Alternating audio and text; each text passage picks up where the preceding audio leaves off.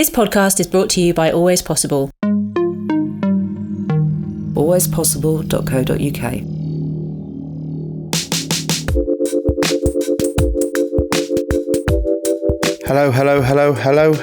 Hello. Yes, absolutely. This episode is deserving of 6 hellos, and so are you.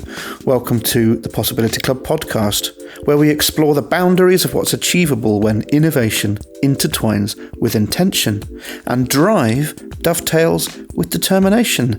Absolutely, alliteration is what we're here for. And in today's episode, we're going to navigate the journey of a visionary woman whose leadership has not just built businesses, but has transformed lives. Not just an entrepreneur, but an architect of opportunity, whose blueprint for change is reshaping the landscape of social mobility around the world. From foundations of financial literacy to pillars of small business support, her mission has been to elevate the underprivileged, the forgotten, to turn the tide of poverty through the power of enterprise. Our guest stands as a real figure of hope and a trailblazer for social change as the CEO of Village Enterprise. This is a movement that's determined to see the end of extreme poverty, and it's determined that that is not a distant dream, but something achievable within our lifetimes.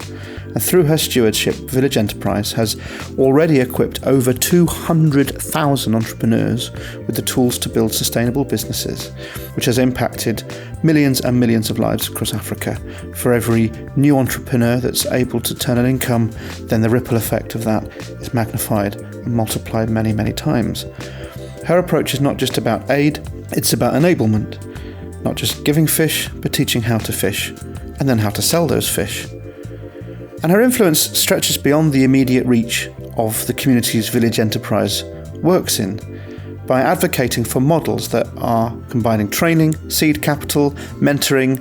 So it's not just changing the game, it's setting a new standard for how everybody approaches development aid.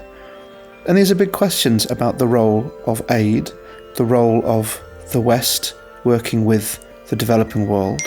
We have questions around where business can serve as a vehicle for social mobility, and where entrepreneurs, no matter what their starting point, can thrive despite a world that often stacks odds against them. So as we delve into our guest story, we also uncover the ethos behind her mission, which is a belief in the transformative power of enterprise as a tool, not just for economic growth, but for social equity. A testament to a belief that with the right support, and this is very key, anyone can become the agent of their own change. This is not the capitalist American dream that just says, pull up by your bootstraps, get on your bike and go to work. This recognises the role of states and of social enterprises and of mentoring, paying it forward, and experts to create the conditions where people can thrive in business. I'm Richard Freeman. This is the Possibility Club, and my guest is a champion of change, a leader in lifting lives through enterprise, and perhaps a guiding light for future generations of social entrepreneurs who follow in her footsteps. I'm delighted to introduce you to Diane Calvi.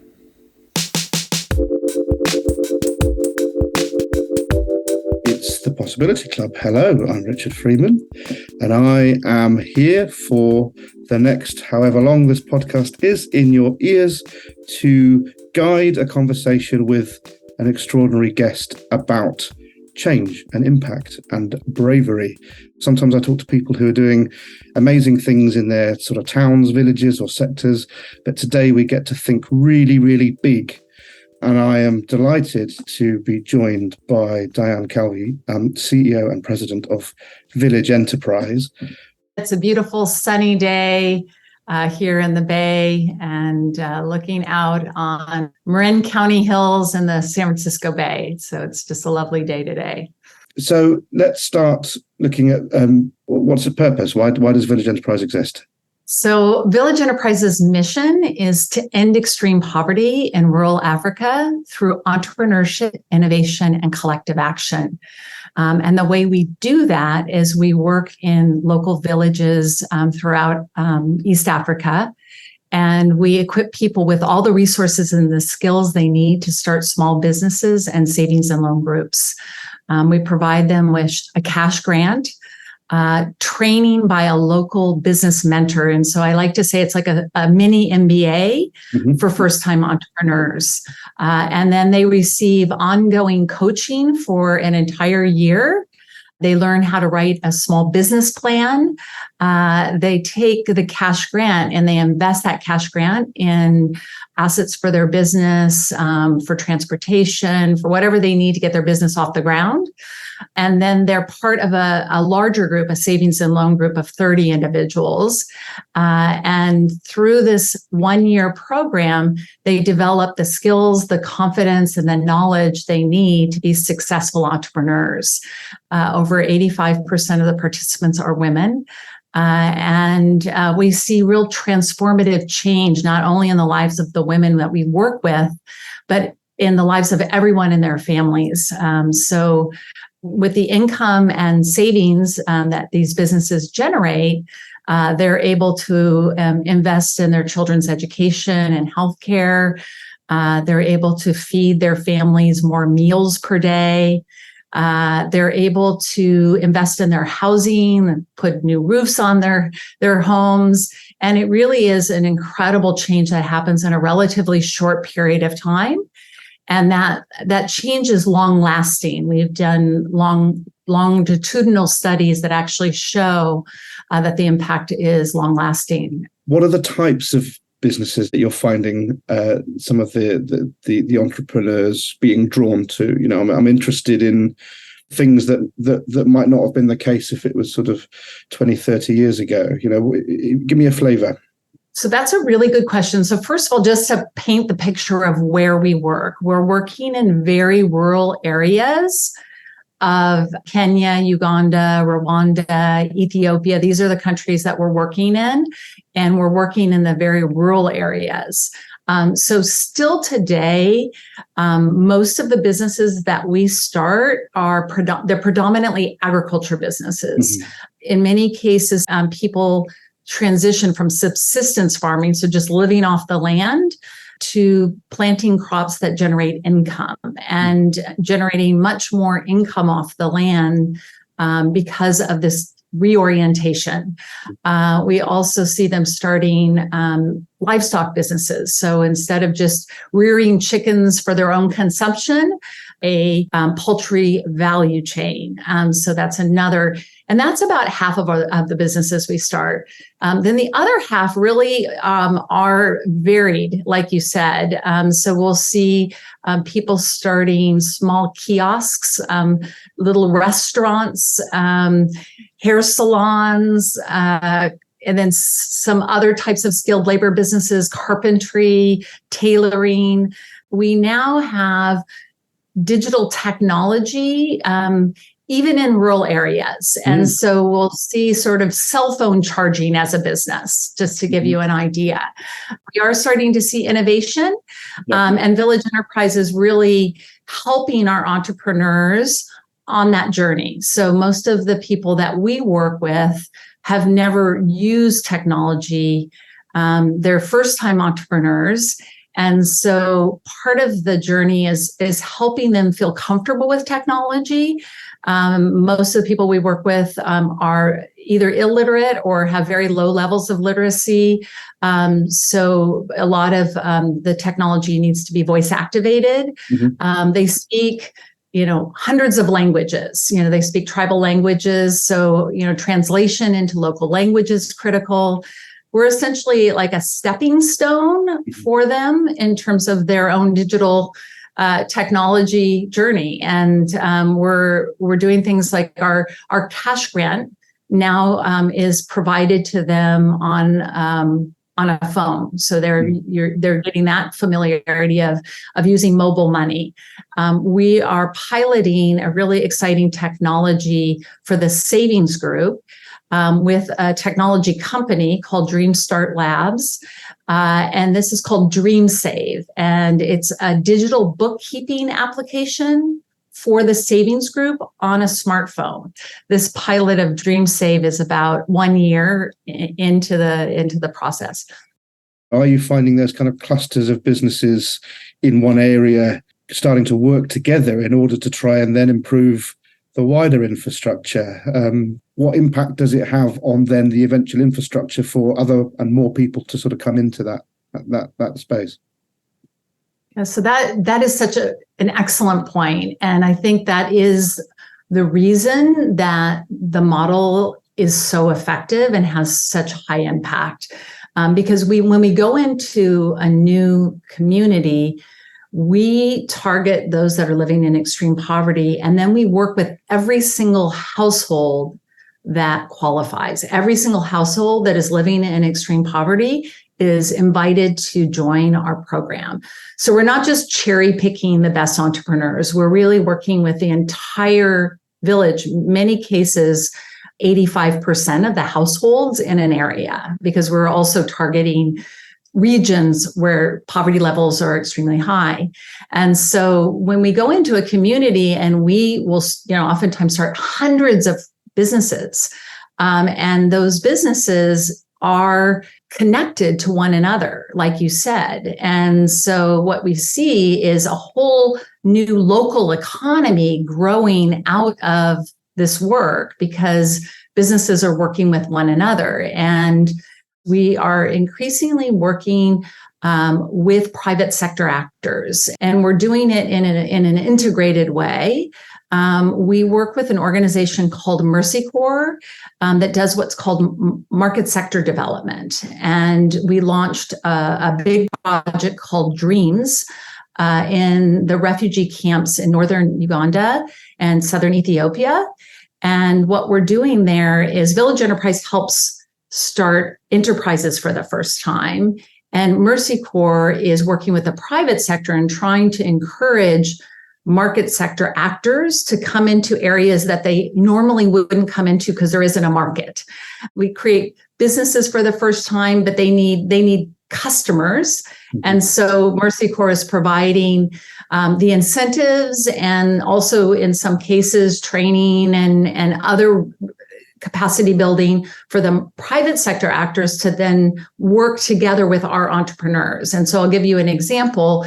I mentioned poultry. Many of our entrepreneurs start poultry businesses.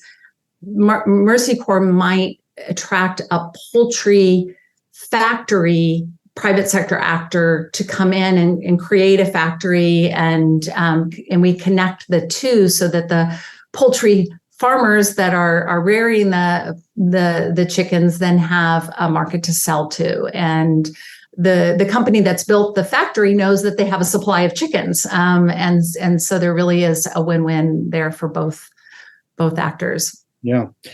How do you measure the impact beyond the numbers? Presumably this has a ripple effect on things like health, on things like social mobility, on things like culture, poverty as well. People being able to use their creativity in different ways.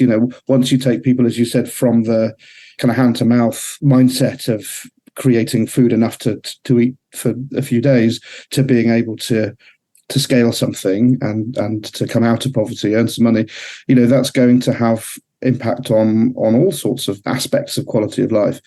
But I imagine that's harder to measure. How does Village Enterprise do the sort of capturing some of those experiences and some of that opportunity? We're not providing them with a loan, we're providing them with a cash grant. That means that they're able to invest all of that money into the business, and then all the proceeds from that money into their families and into their families' well-being.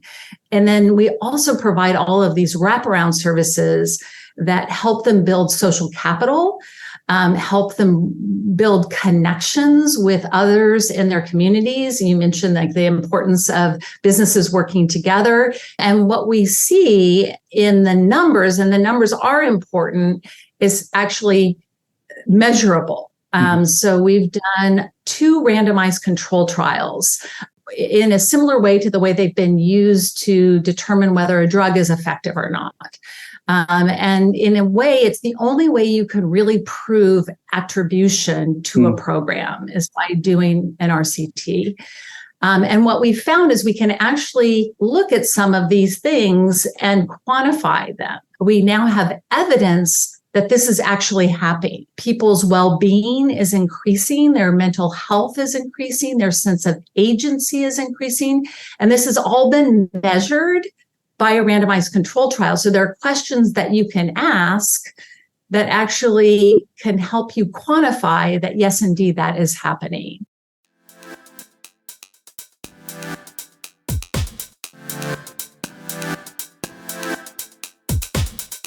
This podcast is brought to you by Always Possible. But who are we? Always Possible works with ambitious businesses, charities, and public services that are thinking about what's next. From architects to aerospace companies, puppet theatres to primary schools, business networks to big data analysts. If you're wanting to be brave with some big decisions, or to be clearer about what to prioritise, then an award-winning workshop from the Always Possible team is a brilliant starting point. We care about just one thing: building ideas that work. For creative, intuitive, and practical expertise, consider Always Possible as your strategic partner.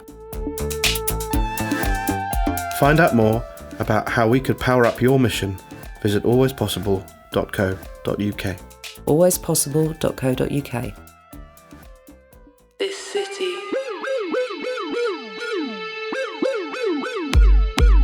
This is a quick note to say that the Brighton Paradox will be back.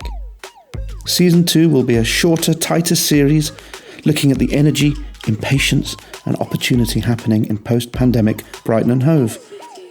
We're examining the landscape across the city in 2024, what's changing, what's building in economics, culture, community and technology. Why are people telling me that they are in fight or flight mode? What is the significance of a council with an overall majority? How is artificial intelligence maybe changing the way people solve problems in the city? And of course, how has a podcast changed the lives of Brighton's children? And it's not this one. All new interviewees and all new explorations of the city. But right now we're still gluing the jigsaw together, so you'll have to wait a little bit longer. But we are delighted to announce that we're being supported again by Brighton and Hove Albion Football Club, who return as brilliant headline sponsors and partners. And the University of Brighton's Help to Grow management programme also returns as a really valuable project partner. And in addition, we have 2 new supporters, the exceptional folk at EQ Investors and the legends at Midnight Communications. And we couldn't do this without all of these visionary people. Brilliant. Thank you. Take care. Speak soon. Tell me a little bit about Diane Calvi's journey before Village Enterprise. What were you working on? What then led you to this kind of extraordinary work as a mission? When I was a child growing up, my dad would tell me stories about his own childhood. Unfortunately, my dad lost his father when he was very, very young.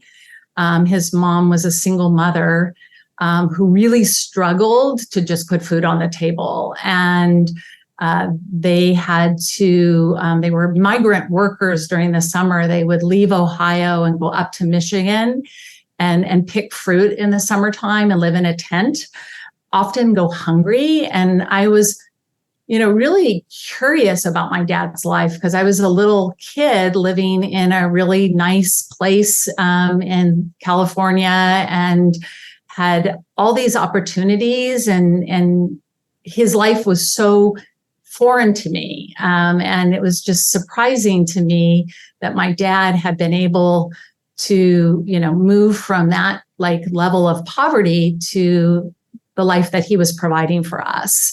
Yes, he worked very hard, but he also had opportunities in terms of education. He went on to get his MBA and his PhD.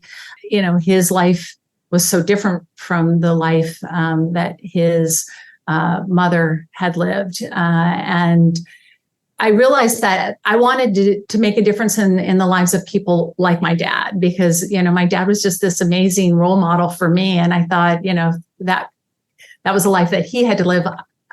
I could, in some small way, make a difference in the lives of people that had those struggles. And so I did spend many years in the private sector. I received an MBA from Bocconi University in Milan, Italy. I was very interested in doing international work, worked in the private sector for technology companies for several years, but was always doing volunteer work, was always serving on boards, served on the board of the organization that serves the homeless here in the Bay Area. And when I had the opportunity to take on this role with Village Enterprise, it really brought together so many of the things that I was looking for, to take what I had learned working for organizations like Microsoft and apply it to the nonprofit sector, and really try to build an organization that could have really significant impact, using a lot of the same principles that we use to run businesses. I made that transition in 2010. I've been running Village Enterprise now for 13 years. It was a $1 million organization, and there were 16 staff members. You know, if you really want to solve a big problem, you have to change policies and the way governments operate. And one of the ways you can do that is building a solid base of evidence for an approach. So when I came to Village Enterprise in 2010, one of the things we set out to do in the first strategic plan was to do a randomized control trial. And we made that investment very early on. And once we received positive results from that RCT, that led to Village Enterprise being selected to implement the first development impact bond in poverty alleviation. So another like real innovative opportunity for Village Enterprise, but also for the sector, to prove that you could indeed pay for results rather than activities, which is the way most development projects are funded today, is based on activities rather than results. It's not what you do, it's what happens because of what you do. And I think, that's a really important thing to focus on whenever you're trying to do transformational change. And sometimes we get caught up on the activities, the list of things being done, but they aren't in and of themselves the success. It's what that change is. I can invite you to kind of talk about the future a bit. What do you see the evolution of Village Enterprise to be in terms of working towards that big goal of ending extreme poverty? What's the next phase of that change? And how optimistic are you that there is some new energy from young entrepreneurs thinking a bit differently about how to build communities and to build their way out of poverty? I know it's a big question, but your thoughts on that would be really interesting.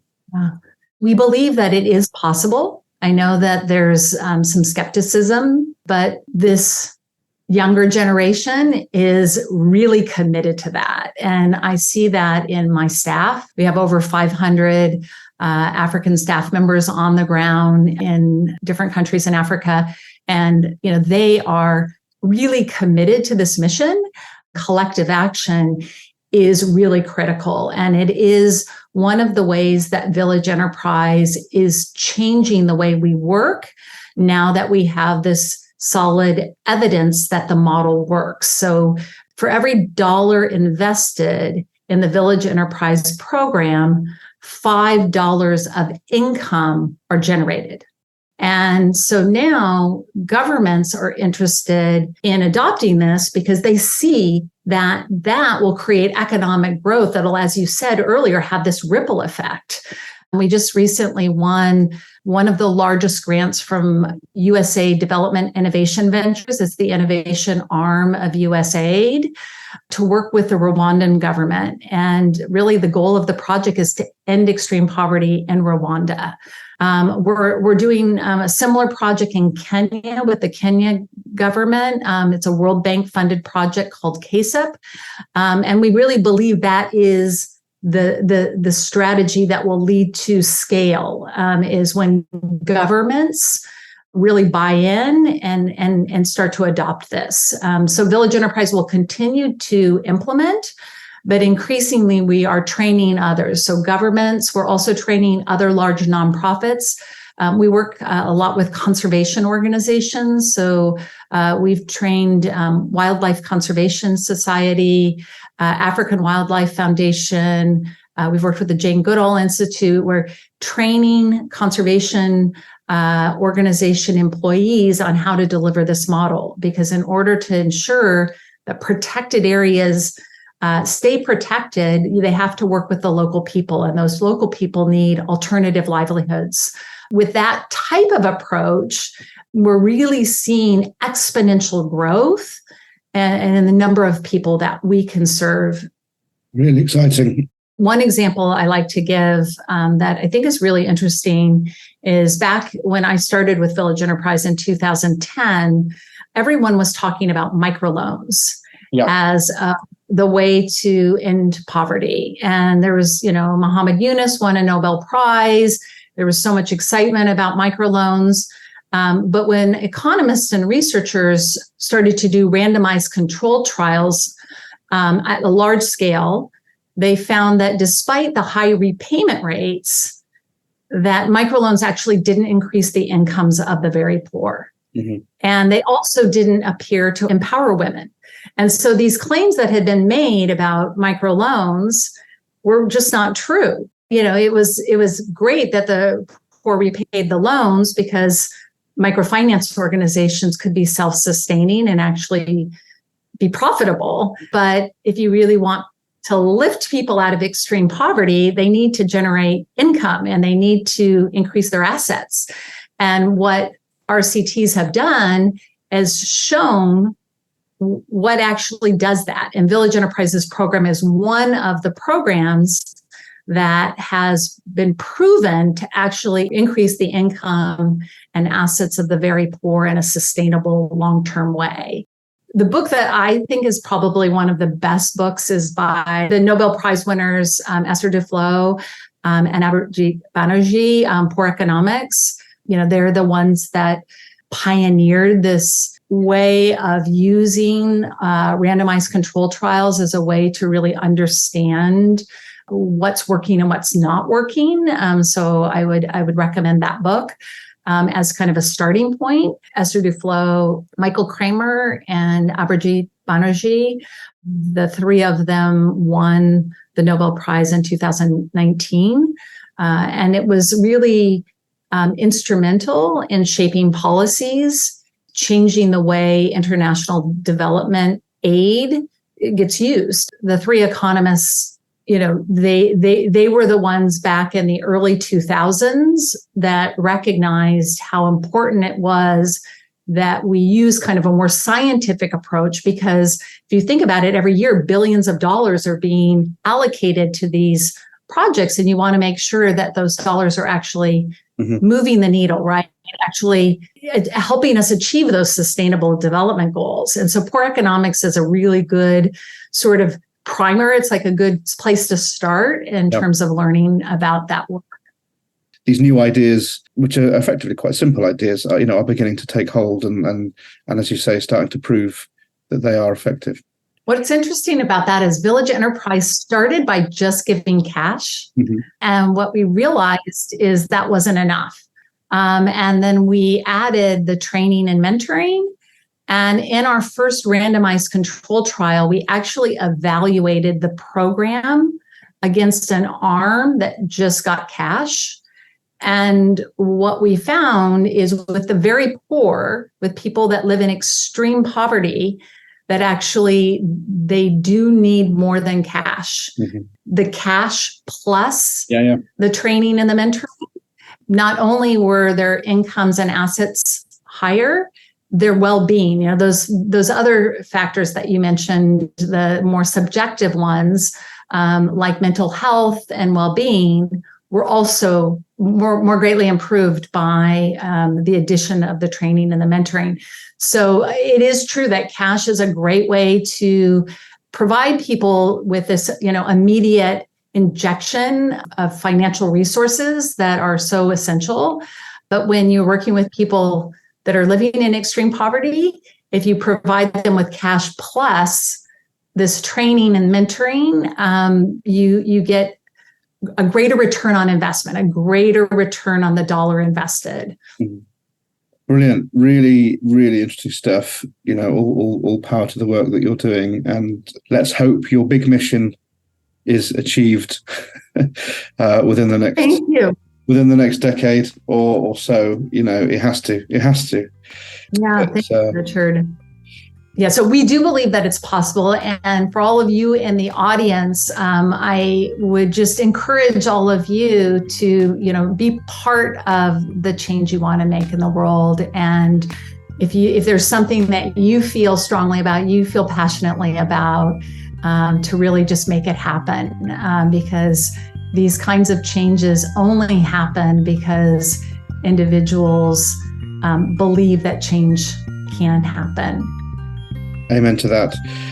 Diane Calvi, thank you so much for being part of the Possibility Club today. Thank you, Richard. I really appreciate it. Thank you for listening to the Possibility Club, Practical Bravery. If you enjoyed this episode, do like, share, review, tell everybody about it. Look in the show notes for all the details of today's guest, stuff we talked about, stuff that's of interest, new things to read, new things to listen to. And if you are running a business or a charity and you are trying to accelerate or improve the impact that you have in the world, if you want to be famous for what you do and what you change rather than just what you sell, then talk to us. alwayspossible.co.uk.